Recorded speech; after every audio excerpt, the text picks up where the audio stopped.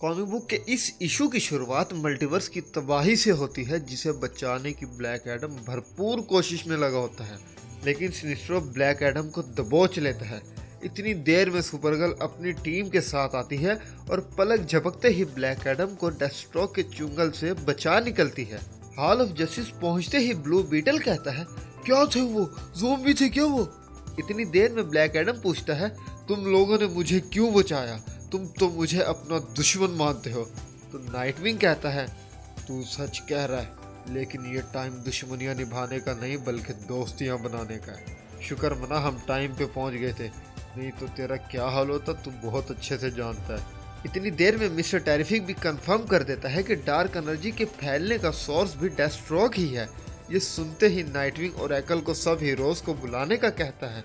Nightwing कहता है, अगर डेस्ट्रोक लड़ना चाहता है तो ठीक है, मैं बताऊंगा उसे कैसे लड़ा जाता है। फिर सीन सीधा पारिया पे शिफ्ट हो जाता है, जो सीना चौड़ा करे अपने बनाए हुए मल्टीवर्स को देख रहा होता है, और पारिया के पीछे उसकी डार्क आर्मी होती है, जिसमें कोई मामूली विलन्स नहीं बल्कि dark side, Doomsday, Parallax, Spectre, Eris और ना जाने कितने खतरनाक विलन्स शामिल होते हैं।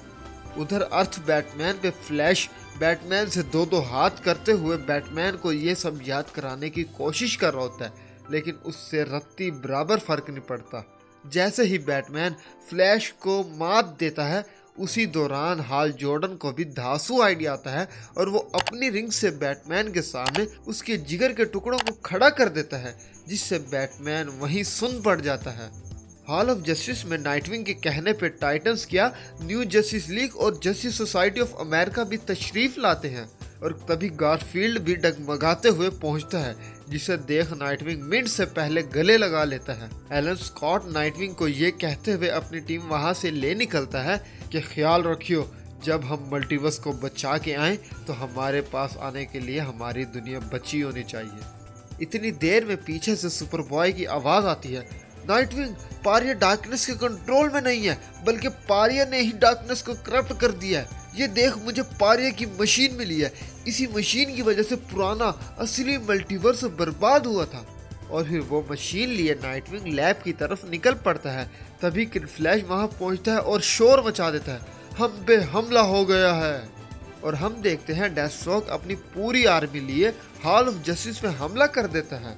नाइटविंग भी अपनी टीम के साथ हमला करने लगता है, लेकिन तभी ब्लैक एडम उनके बीच आके उन्हें रोक देता है और कहता है, सटिया तो नहीं गए तुम लोग, किन से लड़ने जा रहे हो?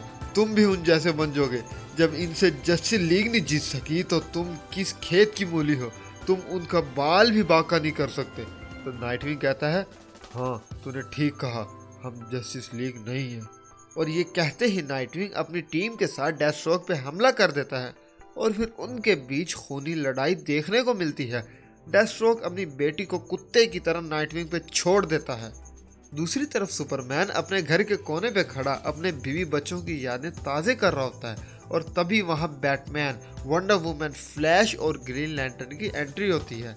सुपरमैन से घिटमिट करने के बाद जॉर्डन हैरान होता है कि इतना सब पता होने के बावजूद भी सुपरमैन इतना ठंडा क्यों है, लेकिन बैटमैन समझ चुका होता है कि सुपरमैन शांत नहीं बल्कि निहायत गुस्से में है।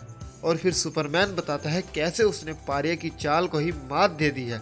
सुपरमैन बताता है कि पारिया ने जिसे कैद समझा था, सुपरमैन ने उसे अपने लिए पावर का भंडार बना लिया है, और उन सब के यहाँ से निकलने का रास्ता भी उनके अपने हाथ में है।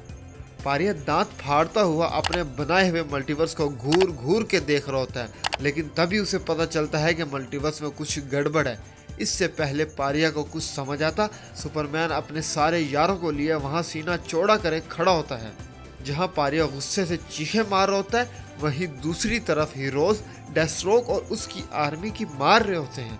एक तरफ डेस्ट्रोक बच्चों के साथ लेने देने में मसरूफ होता है, तो दूसरी तरफ सुपरमैन पारिया की लेने आ रहा होता है, लेकिन पारिया सुपरमैन की मुट्ठी से रेत की तरह गायब हो जाता है। नाइटविंग जहां पारिया की आर्मी के जनरल मतलब डेस्ट्रोक का किस्सा खत्म करने के लिए कदम बढ़ाता है, वहीं दूसरी तरफ पारिया का नामो निशान मिटा होता है। फ्लैश सबको घर चलने का कहता है, लेकिन सबको बस एक ही बात का डर होता है, कहीं अर्थ पे जाते ही जस्टिस लीग का नामो निशान फिर से न मिट जाए। लेकिन तभी नाइटविंग कुछ ऐसा देखता है जिससे नाइटविंग की आंखें फटी की फटी रह जाती हैं। और फिर देखते हैं वहाँ पारिया सिर्फ डीसी यूनिवर्स की नहीं बल्कि कॉमिक बुक वर्ल्ड की सबसे पावरफुल विलेनियस टीम लिए खड़ा होता है।